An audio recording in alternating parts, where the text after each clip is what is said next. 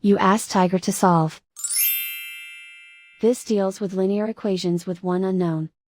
The final result is x equals -4. Let's solve it step by step. Simplify the expression. Simplify the arithmetic.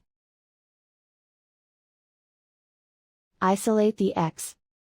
Divide both sides by -18.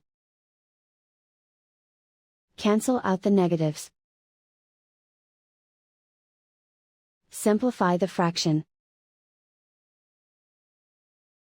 Move the negative sign from the denominator to the numerator. Find the greatest common factor of the numerator and denominator. Factor out and cancel the greatest common factor. And so the final result is x equals -4.